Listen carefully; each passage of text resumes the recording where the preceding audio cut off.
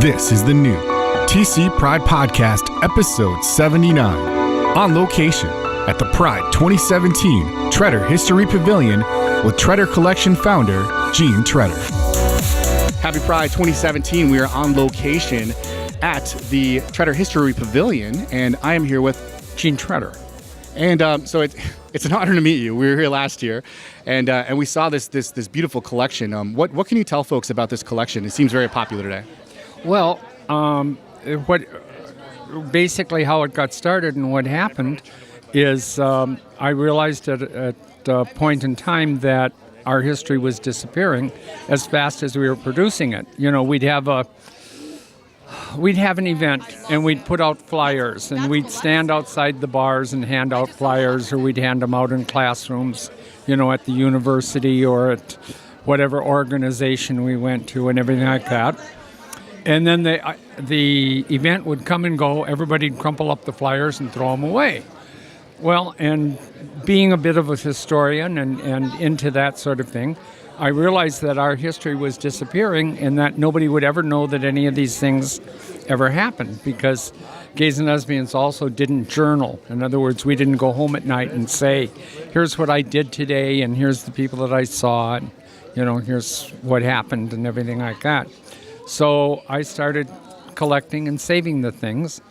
And then I was involved in the original Gay Games, which was at that time called the Gay Olympics, and went to San Francisco, where I met a gentleman by the name of Shamie Kramer, who introduced me to Jim Kepner, who was the head of the International Gay and Lesbian Archives out of Los Angeles, and realized that archiving was the way to go. And so I started collecting everything, but I was collecting things with the intention of sending it out to California because we didn't have an archive here. And eventually I realized with my own writing and with other people's writing and everything like that, that we needed a lot of those materials here. And so I started collecting them and keeping them here, stopped sending them to California.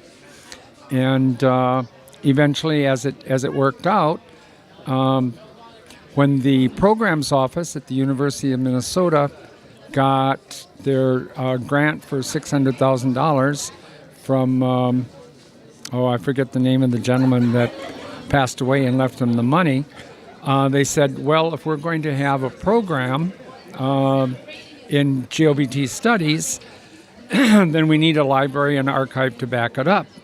And one of the young women that was in the programs office, actually she was the assistant director at the time, said, well, I know this guy, Gene Tretter, who's been collecting all this stuff all this time. Let's go and talk to him and see if he'd donate his collection. Well, they got there and they decided that it was a fairly good collection, and so they brought the library people out from the university, and they decided that it was a very good collection. And so we started the negotiations, and eventually I donated the entire collection to the University of Minnesota, and it's grown since then. And, you know, I've always been contributing to it and getting it to grow, and other people now contribute to it and that sort of thing. So it's that's kind of how it got started. It's just a tiny part. You're just looking at an exhibit from the collection. The collection is much bigger. You know, there's many thousands and thousands of documents and things from all over the world in about 64 different languages. You know, I mean, we're doing well, and we're always getting wonderful, exciting new things in the collection. I just talked to a gentleman here who used to be the president of FREE, Fight Repression of Erotic Expression, which was the first gay lesbian organization on the University of Minnesota campus. And not only that, but FREE actually began before Stonewall. So it's a pre-Stonewall organization. And that's kind of how one of the ways that we historically measure things in gay and lesbian history, at least in the United States, we say, is it pre-Stonewall or is it post-Stonewall, you know?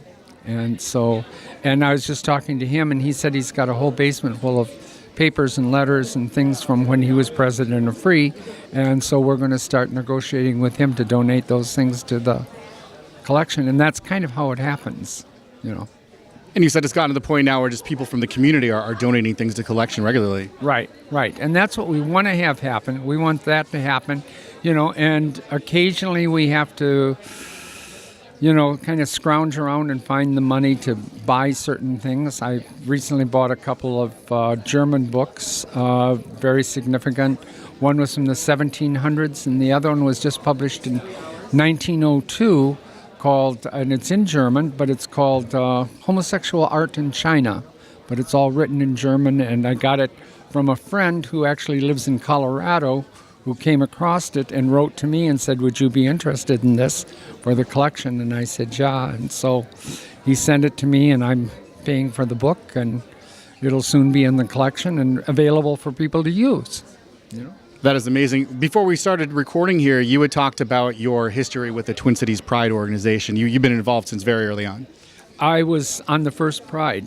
You know, that was kind of an interesting thing as how that started, because that was back when Stephen Dean was still alive.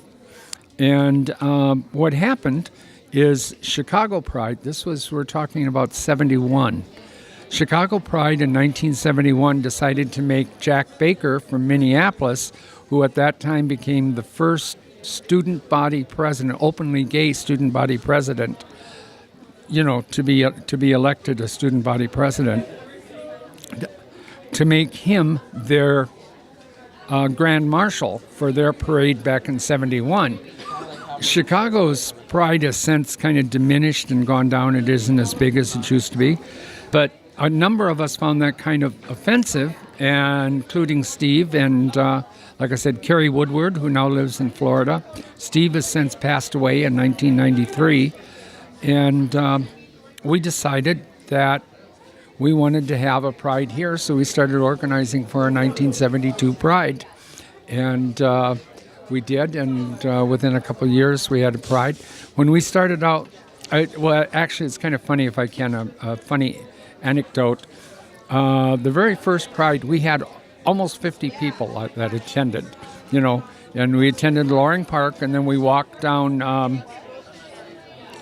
the street that's kind of got flowers and trees in the middle of it, and not many cars and buses and things like that. But anyway, so there was about 50 of us that attended the first Pride.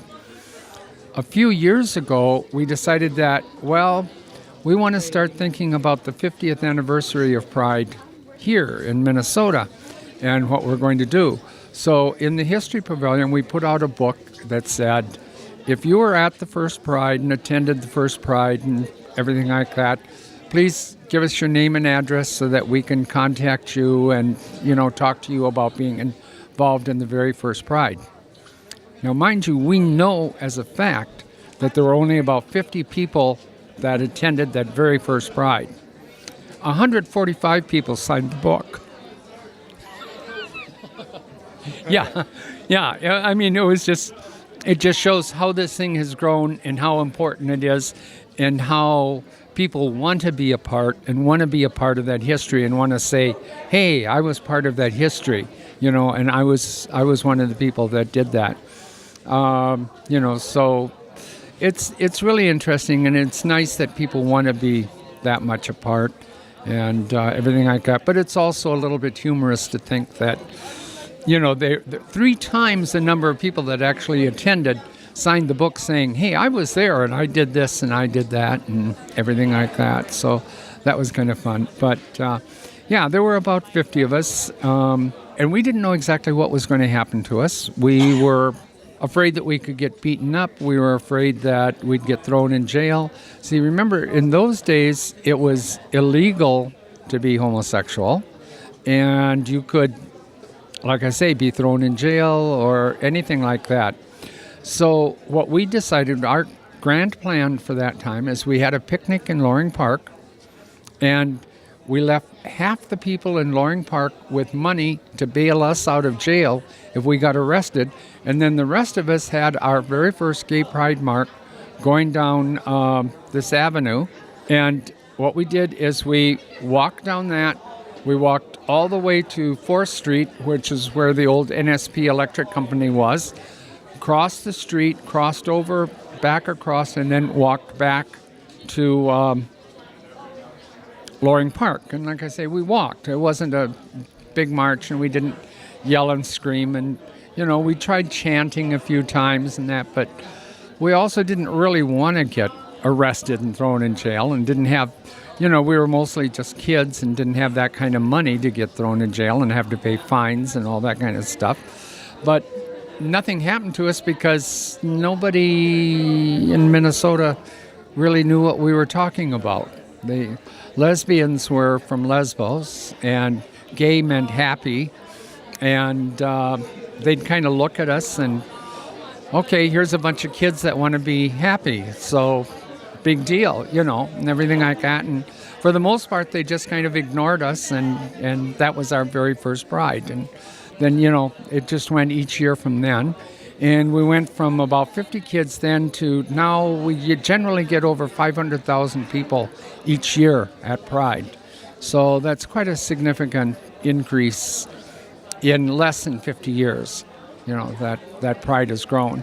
And it's, added lots of attractions. And, it was a few years later that we started adding, there's a lot of changes in it. Now you see all the groups and organizations have tables and, give out, information about their group and all that kind of stuff. In those very, very first years, what we did, that was part of the entertainment. Each one of the groups, the presidents or the CEOs or whatever you wanted to call them in those days, generally it was president and vice president, would get up on stage and they would tell the audience, however big it was, a couple hundred people, about their group and about their organization and what it was doing and what it was for. And they'd say, come and join us and get involved in the gay community and all that sort of stuff, and everybody had their own groups. Steve and Dean organized the Gay Rights Lobby, which was the first attempts to change the laws in Minnesota to get equal rights for gays and lesbians. And that took from 72, 73 until 93. So that took over 20 years, and it was very, very interesting and very productive, and he worked really hard during his lifetime to get it accomplished and everything like that. And it was It was also, again, there's always a little humor and all these sorts of things. Steve started out with the Gay Rights Lobby, and of course we all called ourselves gay in those days. And there were lesbians, and lesbians didn't mind being called lesbians in those days. But anyway, so Steve, the name of the group was the Gay Rights Lobby. And then Steve picked up and read this book called Take a Lesbian to Lunch. After he read that book, he decided that all of a sudden the group needed to be known as the Gay and Lesbian Rights Lobby, which was perfectly fine, except flash ahead to some 20 years. Steve is writing, basically on his deathbed, writing his autobiography. Steve was one of these people that believed history was to be used. History was a tool, just like a wrench or a hammer, anything like that. And so in his autobiography, he wrote about the Gay and Lesbian Rights Lobby. He never wrote a word about the Gay Rights Lobby. It was always the Gay and Lesbian Rights Lobby. So he kind of looked like he was this all-encompassing, all-wise, person that had started this organization that was all-inclusive back in those days, And of course now, here in the cities, it's grown to be, and in Minnesota, it's grown to be the, gay, lesbian, bisexual, and transgender, and different groups and everything like that. But it was just very funny. And so when we went to... they had asked me to go over his autobiography and check it and annotate it and everything like that. And I wrote him back and I said, I really can in good faith do this because I know that Steve very deliberately wrote this down as the gay and lesbian rights lobby when he knew very well that it was the gay rights lobby and everything like that. And because he wanted people to believe in history and that it was all encompassing and that it was always good and always perfect, and that he had done everything right in his life. And I said, we'd have to put an annotation in the book saying that this is what's happening. And I said, I'm not the person to make these corrections on Stephen. So they got a different person to do, the on his book. And of course, we have the original, and we have the final copies of his autobiography in the archives. The original that he wrote and the final copies, and that's the kind of thing that we do in the archives, that we save all those things. We have a number of plays by Gore Vidal in there that never got produced, that are just sitting in the archives, that we managed to get, and everything like that, and wonderful things like that all through there, and all kinds of unpublished novels, and these little incidents of history. I won't say who, but we've got one person who was a politician and who decided that when he died he wanted to have a very nice, clean knight on a white shining horse and shining armor, and so he cleaned up all of his papers, all of his letters, everything like that, made them all real nice and neat and clean, and he'd never done anything wrong, and was always good. And then donated his papers to the Minnesota Historical Society. What he didn't realize is at the same time he was doing that, I was saving everything we had from him. Bad letters, good letters, letters from his master from when he was involved in an S&M thing, and all this sort of stuff. And so we've got all this other stuff that doesn't show him to be quite the shining knight and armor riding in on a white horse and everything like that. And so that's the kind of thing that we have in the archives too, that. So like you mentioned, clearly a lot has changed in that time period. A lot has changed, and throughout the course of this project, we've talked to people who were also involved very early on, and a lot of them have said that they can't believe that so much has changed in their lifetime. Did you ever think that in your lifetime, like, as much would have changed as has changed? No, absolutely not. And actually, Steve and Dean had talked about things like that, and we weren't even sure that we would get equal rights passed in the state of Minnesota in our lifetimes. And we never dreamt of things like gay marriage and the military, the don't ask, don't tell, that would ever become a possibility in our lifetimes. Never dreamt of any of that. That just didn't seem possible. And then to accomplish it in 20 years is a remarkable, remarkable thing. So, it's just unbelievable in a lot of ways. So, thank you so much for your time today, sir. It's been a pleasure meeting you. It's been a pleasure speaking with you, and I look forward to speaking to you again sometime. Well, thank you for letting me prattle on, and I do that. And anytime you need to use up a lot of time on your podcast, just give me a call. I'm more than happy to chatter on for a long time and take up all kinds of your time. Well, thank you very much, sir, and of course, happy Pride. Thank you. Same to you. And to all your listeners. I'm Bex. Hi. And Cade. So I walked up to you and you're wearing a flag. Tell me all about your flag. Well, it's the trans flag, and I just got it. It's my first Pride flag, and I've almost been out for 2 years now, so it's fun. So you got some Pride wear going on too? Yeah, I'm gay, which is a lot different from trans, but I have two moms, and they've been super supportive, and they were like, hey, let's let you go to Pride, and it's pretty awesome. Fantastic. So we've also been educating people a lot about pronouns. I see you have pronoun stickers. Can you maybe tell me a little about your sticker there? Yes, well, I go by she, her pronouns. I identify as cisgender, while my friend Cade identifies as transgender, which means he identifies as the opposite gender of which he was assigned at birth. You're wearing a pronoun sticker too? Yeah, I have he, him pronouns. I was born female, but I now identify as male, so I use masculine pronouns. We're just hanging out, having a good time, getting free stuff. Yeah, it's really fun. We're surrounded by incredible individuals, and we met so many awesome people and so many awesome dogs. Thank you. Eliza. So the Tretter Collection is an archive at the University of Minnesota. It's located in Anderson Library on the West Bank. And we have a bunch of materials in the caverns beneath Anderson Library. So if you're interested, you can go contact the curator, go online, look at the catalog. There's just an amazing collection of material down there, all LGBT related, and it's a really incredible place to work. And it looks like they pulled some stuff out of the archives for this collection here. What's been popular today?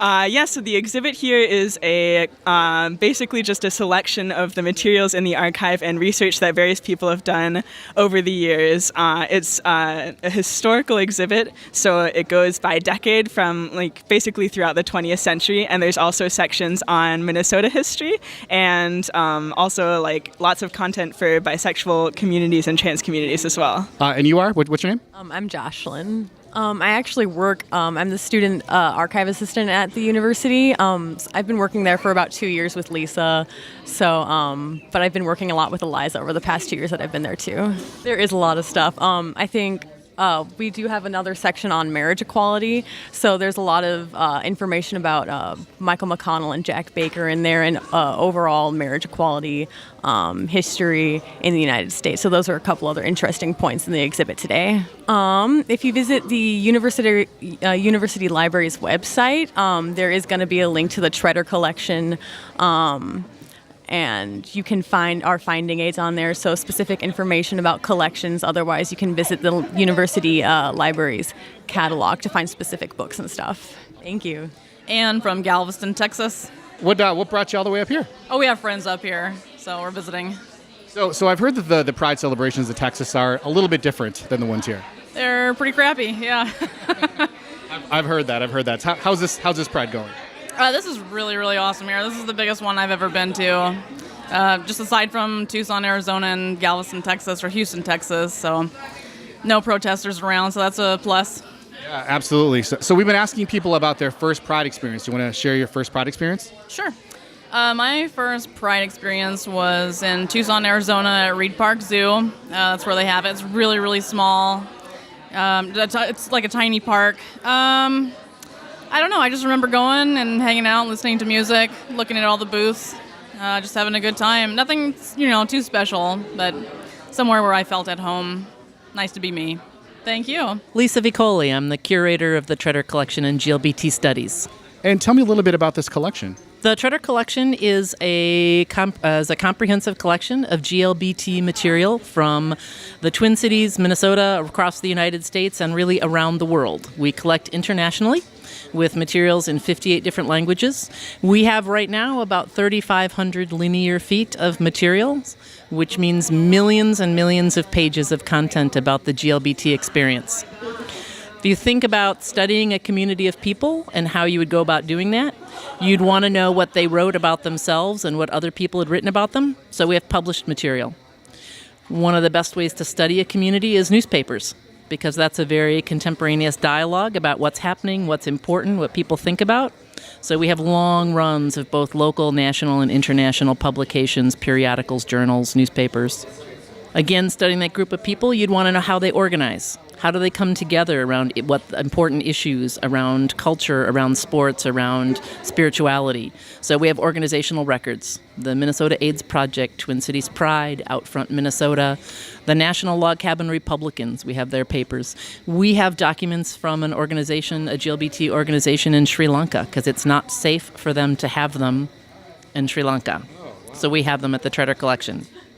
And then again, finally, studying that group of people, you'd want to know the experience of individuals, both the famous people and also the average people. So we collect people's individual papers. We have materials from Karen Clark and Alan Spear, Scott Dibble. We have materials from Beth Zemsky and Nancy Manahan and Bob Jansen in Duluth. So we have the material that people collect that talks about their experience. And all of that is available for anyone to use. And so a lot of times with marginalized communities, a lot of the stuff that is written about them early on is written from someone else's point of view, kind of like you mentioned, right? That's true, and that's one of the reasons it's so important to have an archive, not just now, but in the years ahead. And it's one of the reasons that it's so important that people in the community give us their material. Because if we as a GLBT community don't document ourselves and don't collect our authentic experiences, they will not be available for people to study and to write about. And then history will be what was in the mainstream newspapers. And we know that doesn't always reflect our experience authentically. There's the idea of about us without us. Yeah, exactly. But it's our responsibility as a community, because as an archive, the vast majority of what we have has been donated. I will never have enough money to buy what we need to have. So we really rely on our partners in the community to say, I have this box of material about when I was involved in the early days of XYZ organization. Don't throw that away. Don't let it sit in your basement where it's going to get moldy. Bring it to the archive. I can preserve it. I can organize it. I can make it accessible to researchers and scholars that want to know what people have worked on. And so how would people do that? How would people reach out to you if they had some stuff that they think they might want to donate? Sure. Our contact information is on our website. So Tretter Collection, just Google that. Tretter Collection at the University of Minnesota Libraries. Find our contact information. Get a hold of me. Say, I've got this information I'd like to bring you. Or contact me and say, I'd like to learn more about. What do you have about Twin Cities Pride? What do you have about the Minnesota AIDS Project? And I'll be happy to talk with you about how you can access materials in the archive. Fantastic. Thank you so much for your time, and thanks for putting together this awesome collection here, and hopefully we'll see you again soon. Thank you very much. Happy Pride. Happy Pride to you. The TC Pride Podcast is a production of Podletter Media and Twin Cities Pride. Subscribe now on iTunes, on Android, or by email at tcpridepodcast.org. Get above the noise by raising your voice. Podletter Media turns your email newsletter, blog, or video content into a more powerful, more personal, more intimate, on-demand listening experience. Your podcast, your story, your voice. Simplified, amplified. Learn more now at podletter.com.